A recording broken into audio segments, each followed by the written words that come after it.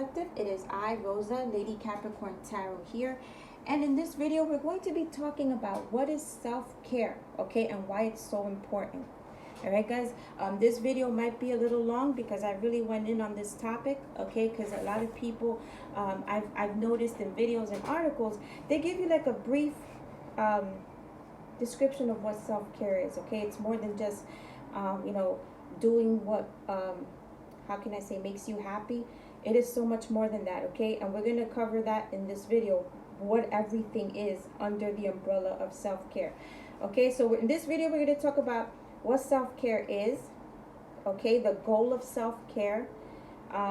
We're going to talk about what people think self-care is as opposed to what self-care actually is, okay, guys? We're going to be talking about what are the barriers of self-care, okay, and much more. And this video might be long, guys, okay? But like I said, I really went in on this topic, okay? Guys, if you like what I do here, please consider liking, sharing, subscribing to my channel. Also hitting that notification bell so you guys will be alerted when I post a video, premiere a video, or when I go live. All that being said, let's dive right into this because this video might be long. Let's start with what is self-care and why it is important, okay? So article states, while many people view self-care as a form of indulgence, the act of caring for oneself is actually an important part of a person's overall well-being. Okay, self-care has been a trendy term in recent years, which is true. Everybody's throwing that around. But many people do not fully understand what it means, and I just said that, okay? So we're going to break it down right now. So let's start with what is self-care. So article states, according to the World Health Organization, self-care is the ability of individuals, families, and communities to promote health, prevent disease, maintain health, and to cope with illness and disability with or without the support of a healthcare provider. Okay, guys, so as you can see, self-care is not just your typical you take care of you. It is, but it's also much more than that, okay? It hits other areas of your life like family, interaction with family, mental health. It could if you have chronic illness, that could be thrown into that, okay? So we're going to get into it, okay? So let's talk about the goal of self-care, okay? Article states, the main goal of self-care is to prevent or control disease and preserve overall well-being through the consistent act of taking care of various verticals, okay, in one's own health. So the World Health Organization also mentioned that self-care is a broad term, and there are many facets of a person's life that could come into play, okay? And I just mentioned that, but I'm going to go ahead and give you examples, okay? So this is what the World Health Organization is saying that is also tied into self-care, okay? Hygiene, general and personal, nutrition, lifestyle factors such as exercise, exercise levels and leisure activities, okay? It also involves environmental factors such as a person's living conditions or social habits, okay? Socioeconomical factors, okay, such as a person's income level and cultural beliefs. Self-medication and following treatment plans for current illness, okay? So for a person to practice true self-care, they must utilize personal responsibility and self-reliance in a way that positively impacts their health in the current moment and in the future. Guys, we're going to now talk about, okay, what people think self-care is, but what self-care actually is. So I'm going to go through the list first of what people think self-care is, okay, and then I'm going to go over to what it actually is. So under the category of what people think self-care is, okay, here it goes. Overindulgence in spending, binge eating your favorite food, your favorite but bad foods, right? Participating in activities that provide instant gratification, going on expensive and lavish vacations, perfecting oneself by any means necessary, numbing bad feelings using alcohol or illicit drugs, right? Binge watching television. Now, this is what a lot of people think self-care is, okay? But it's not. According to the article, what self-care actually is the following: prioritizing one's physical and mental health, adopting healthy lifestyle habits that can be maintained long term, eating a healthy diet, finding exercise activities you enjoy and participating in them regularly, okay, getting an adequate amount of good quality sleep, following treatment plans for existing conditions accordingly, and taking time for yourself to participate in healthy activities you enjoy. Okay, guys? So I gave you both. Let's move on to what are the barriers, okay, to self-care. Okay, so article states, while self-care may seem straightforward and easy, there are many barriers that could limit or prevent someone from practicing it on a regular basis. Okay, and I'm going to go over some such barriers, okay, to self-care. Okay, here they go. Barrier number 1, low self-worth. According to research, people overly critical of themselves or those with a low sense of self-worth often avoid self-care or don't see it as a priority. Okay? Barrier number 2, feeling guilty. Putting others first is common for many people, especially those with children or those who are taking care of people because of their life or work situation. Okay? When they are tasked and taking care of when they're tasked, okay, and taking care of themselves, there is an air of guilt, okay, as they feel as though they're being selfish. Oh, sorry guys, I didn't mean to bump the camera. Barrier number 3 is time constraints, okay? Life gets busy, of course, and practicing self-care is often put on the bottom of the priority list when things that are seemingly more important are still left unfinished. So you tend to, how can I say, you tend to put other things ahead of you, and it doesn't matter, like you don't make time for yourself. Okay, that's time constraints. Okay, you're so busy that you kind of like put yourself on the back burner. Okay, barrier number 4 is making change isn't easy. Okay, so give me a minute, guys. Okay, so to adopt self-care practices, you will have to make some changes in your life. This is not an easy thing to do. Okay, guys. Barrier number, let's see, 5, lack of understanding. Okay, many people see self-care as frivolous spending, things like that. However, that's not the case. If people don't understand the best and most beneficial forms of self-care, they are less likely to practice them regularly. Okay, then we have number, let me see, 1, 2, 3, 4, 5, 6. Okay, workplace culture surrounding self-care. In some workplaces, there's a stigma surrounding self-care, as if practicing it is somehow selfish. Okay, while that is not the case, it often leads people to see self-care as a stressor because of the way it is viewed by their colleagues. Okay, and number 7, okay, lack of planning. Most people practice self-care only when it's necessary, which leads to less effective self-care activities. Okay, guys, so now we're going to talk about what types of self-care there are. Okay, and we're going to get into it. Okay, there are various forms of self-care that involve different activities or actions. Okay, each form is as important as the other and drives optimal health and well-being. Okay, guys, and there's a lot of notes here, so just bear with me. Okay, and guys, I'm gonna also insert a diagram. Okay, it's like the categories of what self-care is. Okay, I'm going to insert it right here so you have an idea of what it looks like, and I'm going to go ahead and get into it looks like it's 5 self-care categories that they put these into. Okay, Hold on, guys. Check this out. All right, guys. You can pause the video and check that out if you'd like. So we're going to get into these types of self-care, okay? So let's start with number 1, okay? Your physical health. Article states, taking care of your physical health is a form of self-care.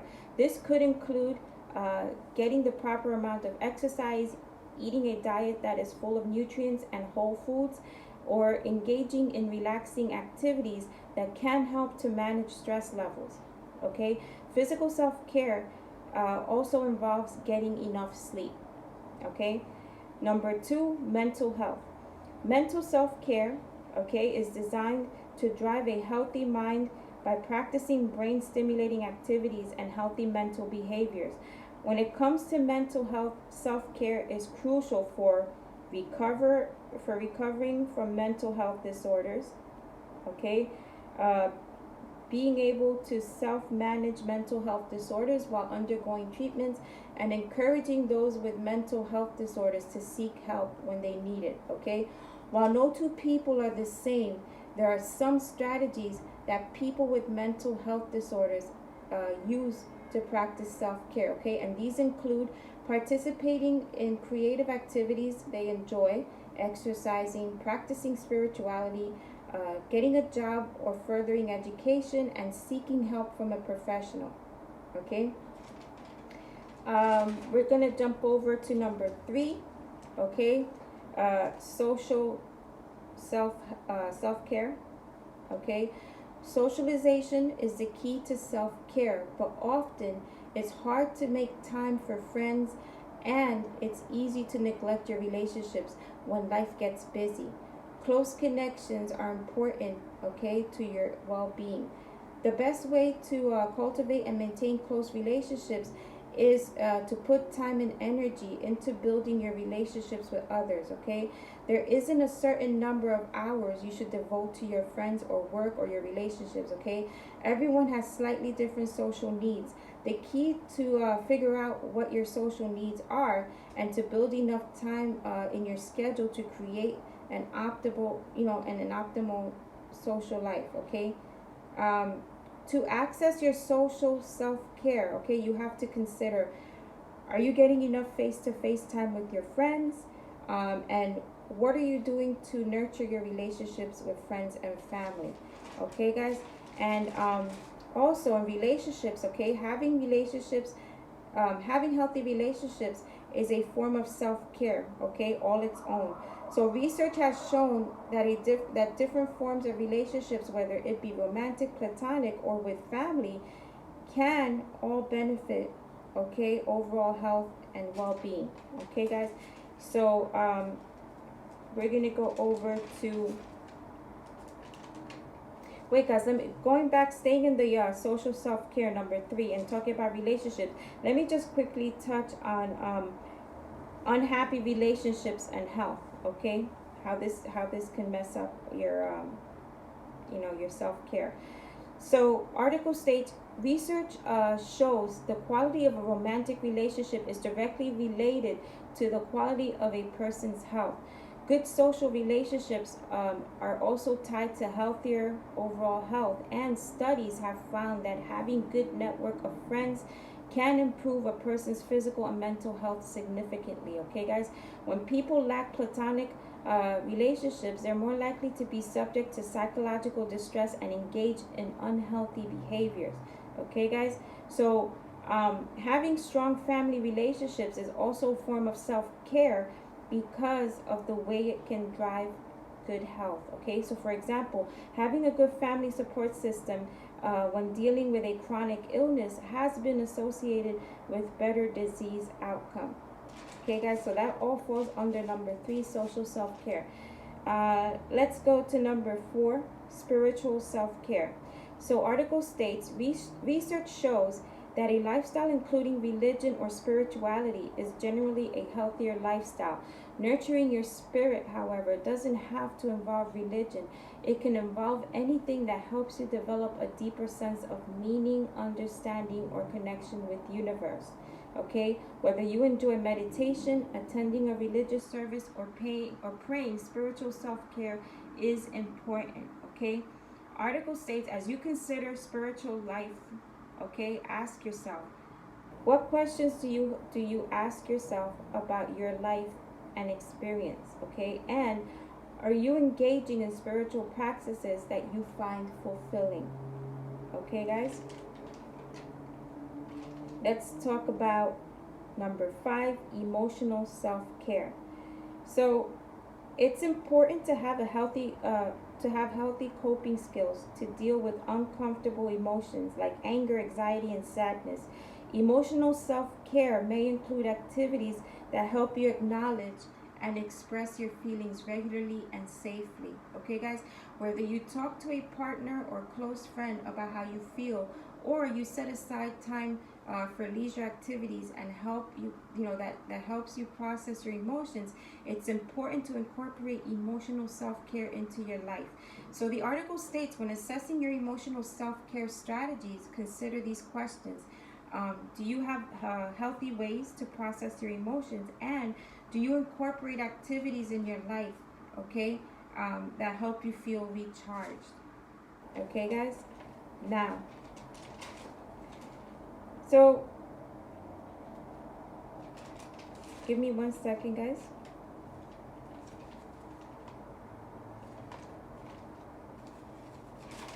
There's a lot of pages here. I'm just trying to get myself together. All right, guys. So let's talk about what are the benefits of self-care. Well, article states, practicing self-care on a regular basis can bring about both short and long-term benefits that lead to improved well-being and improved health status. So we're going to talk about both the short and long-term, okay, self-care. Okay, so let's talk about short-term first. Okay. So short term is described as, in the short term, people who practice self-care can see positive changes such as reduced stress. Okay, point number 1. Putting your health and needs first, along with giving yourself a bit of rest, can significantly reduce stress level. Point number 2, increasing self-worth. The more you take care of yourself, the better you will feel about who you are as a person. This is because more of your core needs will be met on a regular basis. Okay, guys? Point number 3, okay, in short-term self-care, feelings of belonging. Okay, in the example of a good relationship, right, a short-term benefit of spending time with loved ones will provide you with feelings of belonging, okay, and feeling loved, which is good for you, and your overall health. Okay, now we're going to discuss long-term self-care. Okay, so long-term self-care benefits, right, is more focused on the long term. Okay, so examples of this is better management of disease and chronic illness, both physical and mental, prevention of disease in the future. Okay, prevention of disease in the future can reduce chronic stress that can lead to chronic disease. Okay, guys, there's healthier relationships because of an increase in self-esteem and self-worth, an improvement in job satisfaction, a reduction in burnout caused by the busyness of life, and overall improved quality of life and well-being. And those are under long-term self-care. Okay, so let's talk about how to build a self-care plan. Okay, guys, well, article states these are the following things you can do. Okay, point number 1, determine your overall level of health. Okay, once you know where your starting point is health-wise, you can begin adding or subtracting certain activities or stressors in your life. Okay, point number 2, identify your stressors. So article is suggesting that you make a list of things, right, that cause you stress in all aspects of your life. Okay, so an example, not just in the area of love, if that's where you're being stressed out. Okay, once you do that, okay, you can do your best to avoid certain stressors. If they are unavoidable, however, right, you can teach yourself coping techniques that can help you lessen your stress reaction to certain situations. Okay, And point number 3, identify your coping strategies, okay? So everyone develops strategies to cope with their health issues, right? Health, stress, and other problems, okay? Article is suggesting that you make a list of your coping strategies and see which ones are healthy and which ones aren't, okay? The ones that are not doing you a service, right? The ones that are not benefiting you in any way, because they're not healthy, you'll need to swap or switch out for healthier coping mechanisms, okay, guys? Let's talk about self-care strategies for people that have chronic disease, okay? So, article states if you have a chronic disease, okay, your self-care plan may look a little different, right, than that of someone who doesn't, okay? This is only because you will have to incorporate certain activities that will benefit you.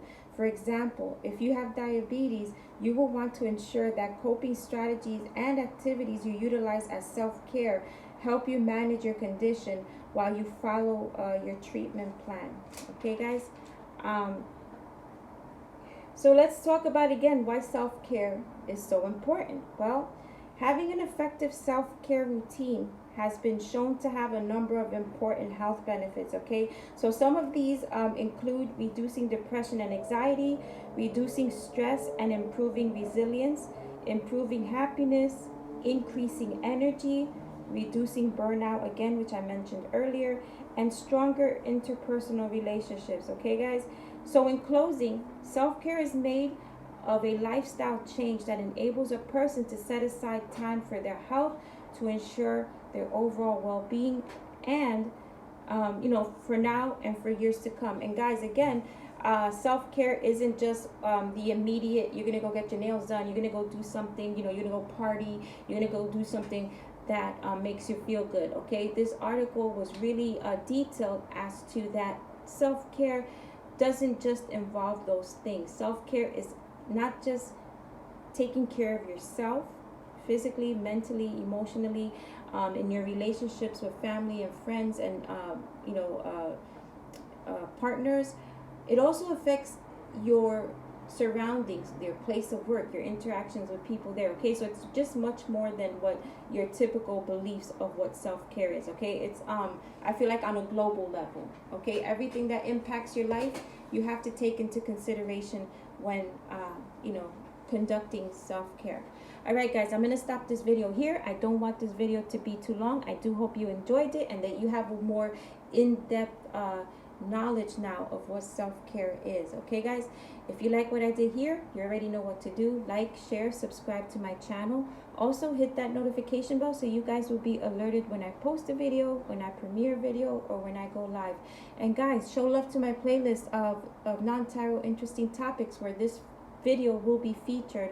I've worked so hard to research so many topics for you guys to bring them to YouTube so that you guys will have like a knowledge of each of these topics, and I do hope you appreciate it. And you can show love to the channel by heading on over to that playlist and watching those videos, giving it a thumbs up, share it with those that you feel could benefit from these videos.